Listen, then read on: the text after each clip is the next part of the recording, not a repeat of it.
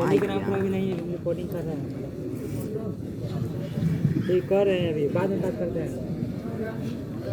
परम सम्मानीय प्राचार्य महोदय, शिक्षकगण, सह कर्मचारी, अभिभावकगण और मेरे प्यारे साथियों, मैं विक्की कुमार आज गणतंत्र दिवस के शुभ अवसर पर अपनी कुछ बातों को आप लोगों के साथ साझा करना चाहूंगा। आज गणतंत्र दिवस है। गणतंत्र का मतलब होता क्या है? गणतंत्र दो शब्दों से मिलकर बना है, गण प्लस तंत्र, अर्थात जनता के द्वारा जनता के लिए बनाया हुआ शासन, उसी को हम लोग गणतंत्र कहते हैं। इसी दिन हमारे देश के संविधान को लागू किया गया था।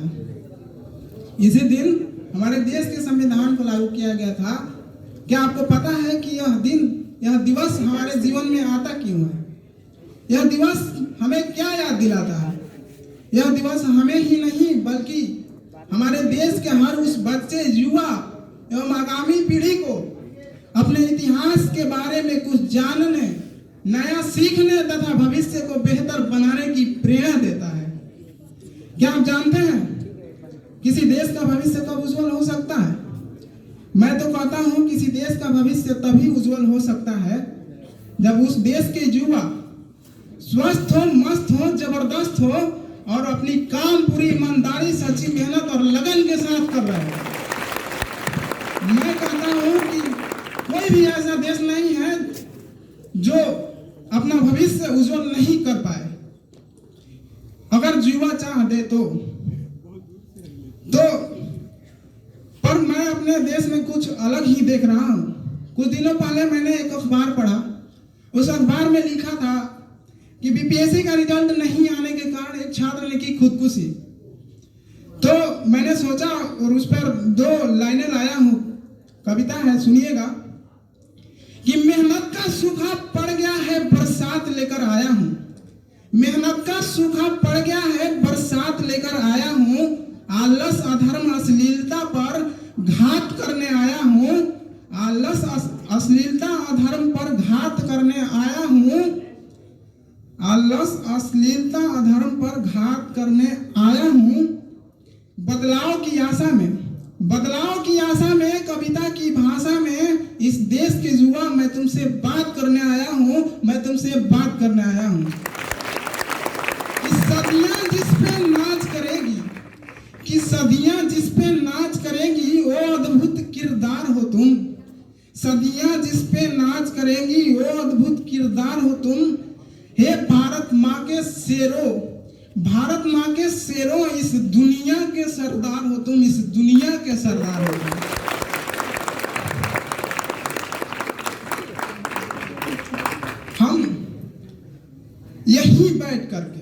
हम यहीं बैठ करके आप सबको इतिहास सुनाएंगे। हम यहीं बैठ करके आप सबको इतिहास सुनाएंगे और आप भी ऊंचा उड़ सकते हैं। ये आप भी ऊंचा उड़ सकते हैं। अब याद तुमको दिलाएंगे।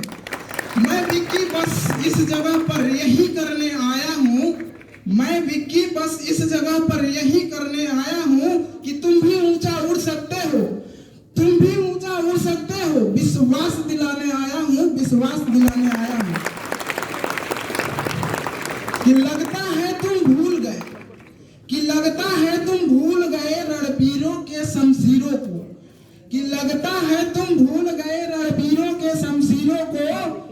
आंख भेद दे मछली के ऐसे अर्जुन के तीरों को, ऐसे अर्जुन के तीरों को। जो भूल गए हो तो हर युग की अमर कहानी याद करो। जो भूल गए हो तो हर युग की अमर कहानी याद करो। खूब लड़ी मर्दानी उस झांसी वाली रानी को याद करो। झांसी वाली रानी को याद करो। कि कोयल की सुर को छोड़ो, तुम शेरों की बोली याद करो। कोयल की सुर को छोड़ो, तुम शेरों की बोली याद करो। और जिसने आजाद किया ये भारत, उस पिस्टल की गोली याद करो। पिस्टल की गोली याद करो। अगला 4 लाइनें हैं। वो एक प्रेमी लिखा है, और प्रेमी ऐसा नहीं, देश प्रेमी है। वो आर्मी में जाना चाहता है। उसका सपना होता है कि वो भी आर्मी में जाए और देश के नाम अपनी खूनों को सींचे, कुछ बलिदान दें और कुछ सहभागिता करें देश को आगे बढ़ाने में।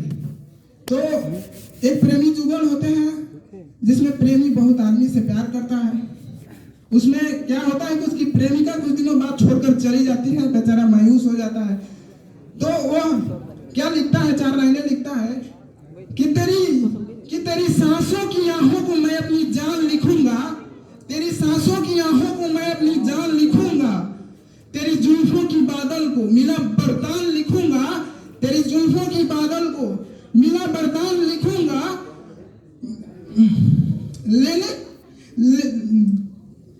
मिला बरदान लिखूंगा। हाँ सॉरी सर, आपसे तेरी सांसों की आहों को मैं अपनी जान लिखूंगा, मगर तेरी जुल्फों की बादल को मिला बरदान लिखूंगा, मगर जो शोक निशानी तेरी आंखों की झीलों में, मगर जो शोक निशानी तेरी आंखों की झीलों में, मैं अपनी खून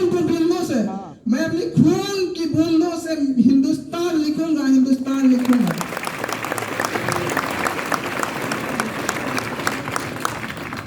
अगला लाइनें है जो जवाहरलाल नेहरू ने कही थी कि इस दिवस को हर वर्ष मनाया जाएगा, इस दिवस को हर वर्ष मनाया जाएगा, अंग्रेजों को मिर्चा लगाया